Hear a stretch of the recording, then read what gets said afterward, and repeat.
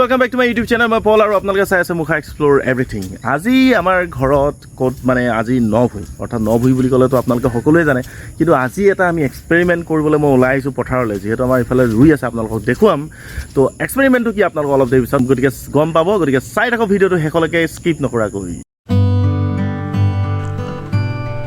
আৰু চাওক, এয়া আমাৰ চিৰ সেউজীয়া কঠীয়াতলি, আৰু এয়া আমাৰ শ্ৰীমতীয়ে কঠীয়া তুলি নিছে, মানে তুলি নিয়া নাই, পাৰলৈ উঠাই দিছে আৰু দেউতাই কঠীয়াবিলাক বোলাই দিছে। আৰু সৌ আঁতৰত যে দেখিছে সেয়া আমাৰ ৰোৱনী, আৰু এয়া চাওক ৰোৱনীয়ে সুন্দৰভাৱে ৰুই আছে, আৰু তেওঁলোকৰ মাজত কি কথা, কি গপচপ। বন্ধুসকল, ইতিমধ্যে আপোনালোকে জানিছে যে পথাৰত ধুনীয়া পৰিৱেশত মই আছোঁ, আৰু এতিয়া মই আপোনালোকক সেই এক্সপেৰিমেণ্টটোৰ কথা ক'বলৈ বিচাৰিছোঁ।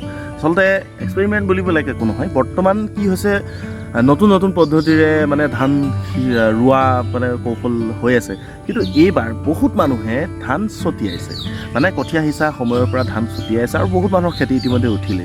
তো আমিও ভাবিছোঁ কি খৰচ কমাবৰ কাৰণে যদি প্ৰডাকশ্যন ভাল হয়, অহাবাৰকৈ আমিও ছটিয়াম, আৰু সেইকাৰণে এডৰা মাটি ছটিয়াবৰ কাৰণে আমি বৰ্তমান কঠীয়া ৰেডি কৰিছোঁ, আৰু আজি তাকে আপোনালোকক দেখুৱাম যে কেনেকৈনো ছটিয়াম, আৰু ছটিওৱা পদ্ধতি হৈছে নাই আপোনালোকে জনাব।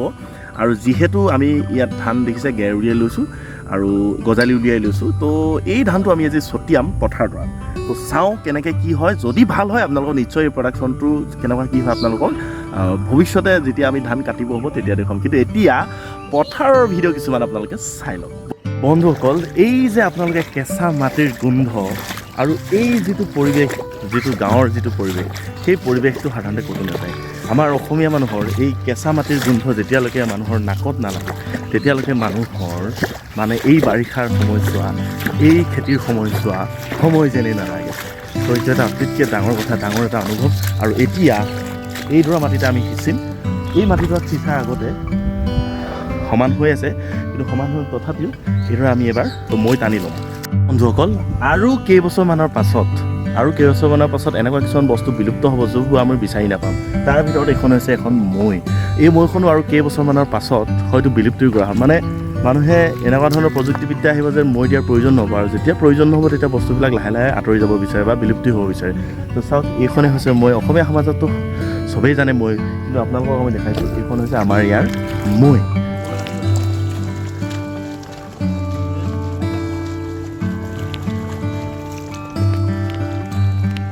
আগৰ দিনৰ মানুহে যেতিয়া গৰুৱে হাল বাইছিলে, তেতিয়া গৰু মানে গৰু জুলি তেনেকৈ মৈখন লগাই দিছিল, আৰু আজি মই গৰু হৈছোঁ।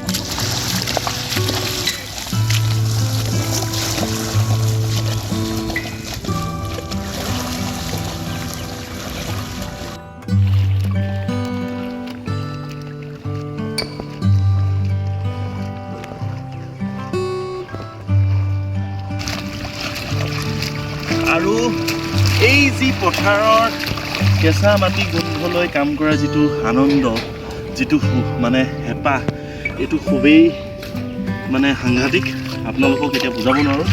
আগৰ দিনৰ এটা ইণ্টাৰেষ্টিং কথা আপোনালোকক কওঁ।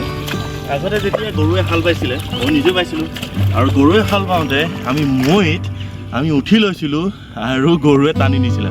কেতিয়াবা এনেকুৱা হৈছিলে যে আমাৰ ভৰিটো সোমাই গৈছিলে, আৰু একেবাৰে মানুহটো বোকাত লুটিৰ পুতি হৈ ইফালে মৈ তলেদি গৈ ইফালে ওলাইছিলোঁ। তো তেনেকুৱা ইঞ্চিডেণ্টটো হৈছে এই মৈ লগত।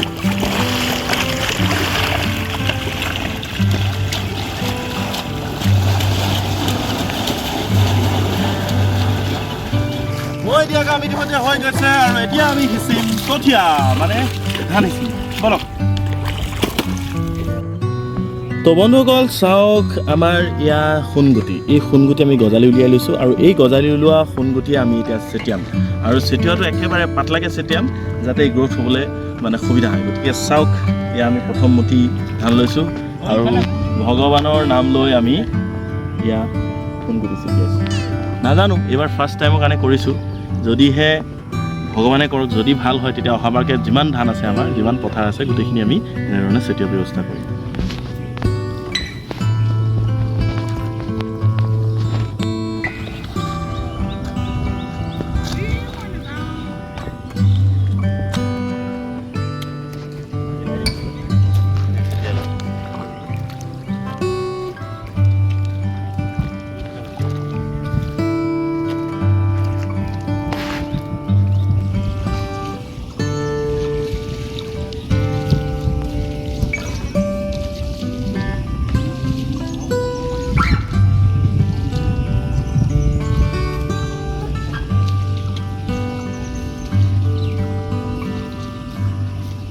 গাইজ কঠীয়া সিঁচিলোঁ অৰ্থাৎ ধানেই সিঁচিলোঁ এইবাৰ ধান কেনেকুৱা প্ৰডাকশ্যন হয় আপোনালোকক জনাম তো সিঁচিলোঁ চাওঁ তো কিমান দিন লাগে কেনেকুৱা প্ৰডাকশ্যন হয় আপোনালোকৰ যেতিয়া ধান হ'ব তেতিয়া আপোনালোকক পুনৰবাৰ এটা ভিডিঅ' বনাই দেখুৱাম যে এই যে মই সিঁচিছিলোঁ এই সঁচা কঠীয়াখিনি ধান কেনেকুৱা হৈছে গতিকে আজিলৈ ব্লগটো ইমানেই যদি ব্লগটো ভাল পালে তেনেহ'লে ভিডিঅ'টো লাইক কৰিব কমেণ্ট কৰিব শ্বেয়াৰ কৰি দিব আৰু মোৰ চেনেলটো ছাবস্ক্ৰাইব কৰিবলৈ নাপাহৰিব বাই বাই গীত এটি জানে বিলতে হালিছে তো গাব গাই দিয়া বেটি